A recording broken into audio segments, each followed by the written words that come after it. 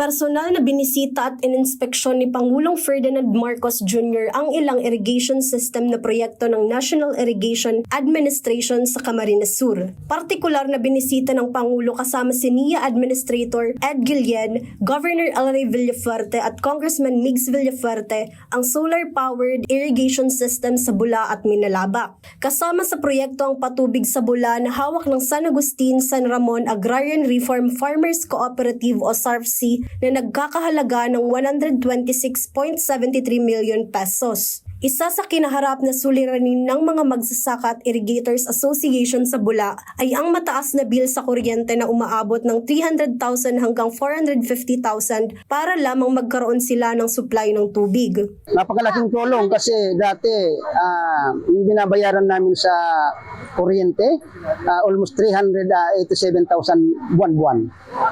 Yung last bill namin noong September, 7,000 na lang. Pag October, wala na. Zero balance na kami. Wala nang bayaran sa kuryente. Kinakailangan pa umanong magkaroon ng scheduling ang dalawang barangay para masuplayan ng tubig ang kani-kanilang sakahan na naging pahirap sa mga magsasaka. Kasama na rin dito ang ibinabayad nilang palay para makagamit ng tubig.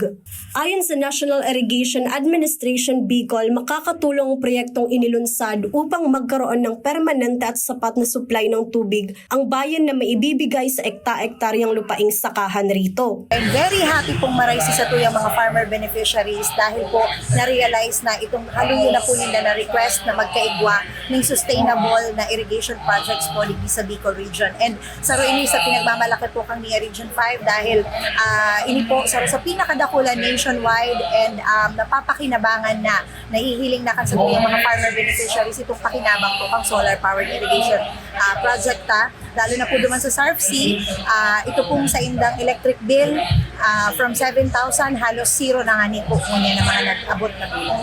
Kaya naman labis ang pasasalamat ng mga magsasaka at miyembro ng SARFC sa Bula at New Masbas sa Minalabak dahil sa pagkakaloob sa kanila ng solar-powered irrigation project upang mabawasan ang hirap na kanilang dinadanas. Siyempre po, nagpapasalamat kami tsaka nagkaigwa po kami ng unranan sa Muya pong barangay na abot po ni PBBM, natabangan po kami ni Governor El Rey and Congressman Migs. Tangari po matawang kami kaining project na ini. Dako lang pasalamat po lalong-lalo na po kami mga parauma. Ayon sa Pangulo, malaking tulong ito sa mga magsasaka at irrigators association na umaasa sa patubig. Sa pamamagitan nito, mas lalaki ang produksyon ng mga magsasaka at makakatipid pa sa bayarin sa kuryente dahil solar-powered ang naturang irigasyon. Bawat farmer ay sa 1 hektarya ay ang binabayad sa krudo ay katumbas na 12 kaban. Kung 4 tons ang ani, 12 kabans, malaking porsyento na yon. Ngayon, wala na yon. At ang pagbayad para sa pagbomba ng tubig ay hindi naman zero na. Kinukuha na natin sa araw.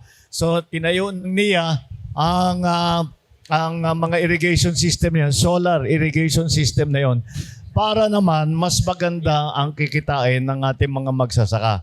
Jam Garcia, CSN.